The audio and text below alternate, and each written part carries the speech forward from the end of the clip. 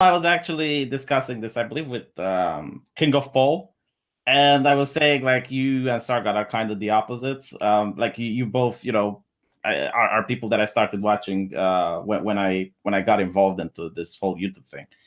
And you both put time and research into your videos, and you're trying to make them as accurately as possible. But Sargon's trying to reach the mainstream, and you're just trying to troll.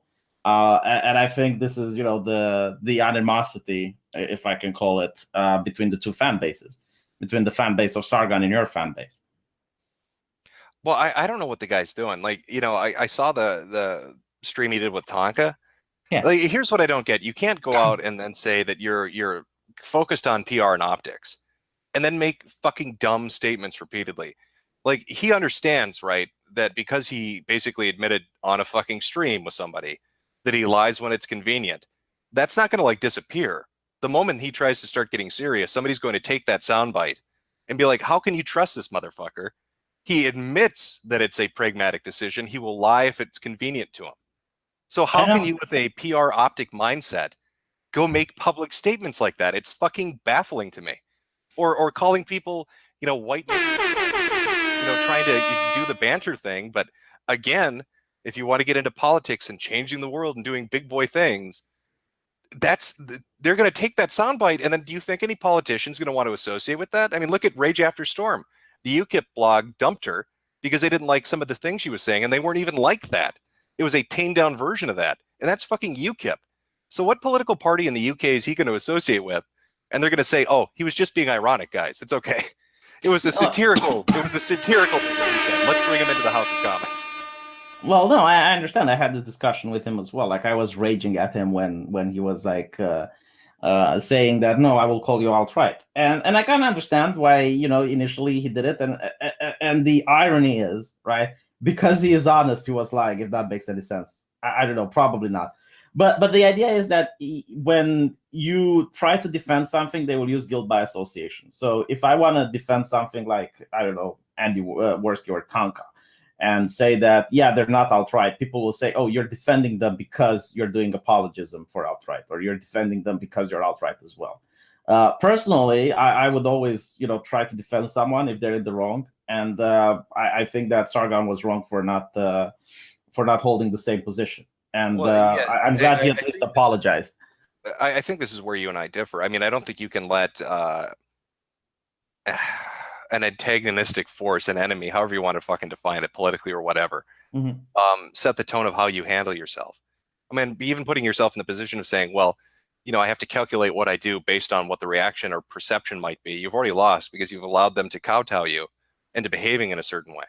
Like it's a bad way to start, I guess, would be how I'd put it. Yeah, the way I put it is that some battles are worth fighting for and others aren't. Like if something that you don't consider important to fight for, just give them that win and focus on something that you can you can win. Because let's be honest, I don't think you can convince the normies that a show which has well, I guess it's not Tanka, but if you were to, let's say, defend Andy Worski's show and try to say that it's not an outright show, like there's I don't know, maybe you could sell it to the normies that it's not. But most people like me, they're just, regardless of the arguments that I would be using, I don't think I would ever be able to convince them. Well, yeah, but look at the position then you find yourself in. Okay, let's say that you wanted to take the stance and defend it and say it wasn't an alt-right show, and let's say that you believed it wasn't an alt-right show. But I mean, are you going to really turn around and say, well, I can't convince people of it, so I guess lying is just more convenient to me now because the truth can be bartered for when it's beneficial to me. Like that's not leadership. That's not how you attract people to yourself, and that is something normies will respond to, as you like to call them. I agree with you. They're going to look at that and they're going to think, God, do I want to back somebody that's going to do what's just beneficial? Yeah, and I'm glad that he apologized for it. And I think I see. I don't buy the apology. I don't think it was I'm sorry because I'm sorry. I think it was I'm sorry because I was caught. I mean, even in a follow-up comment, he said, "Well, that wasn't the pragmatic me saying that." So well, I don't know how to interpret that. I guess, but caught with what? I mean, like he He was admits that caught. he was lying. He was well, okay, V. He was shamed. Yeah. That's the only reason because he couldn't take the shame. He wanted to I guess throw it off of himself Mhm. because here he's accusing Taka being an alt-right show, even though he said he doesn't believe it, it's just convenient to lie about it. And then Taka plays a clip of somebody attacking him and Taka defending him. And this was like a year or two prior. I don't fucking know. Do you know Where why he's I like, believe him? no, Sargon's not alt-right. And I wouldn't classify Sargon as alt-right. I think that's pretty much fucking apparent to everybody. Jesus. But you know why I believe him is because in the past he defended Daily Stormer. In the past he defended Baked Alaska when he got blinded. He also defended Richard Spencer when he got punched.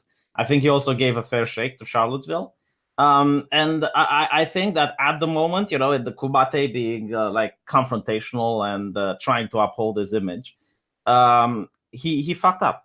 And I think he realized he fucked up and he apologized. That's the way I view it as a person who knows the man. Yeah, no, that's fine. I guess we have different views on it. That's Yeah. okay.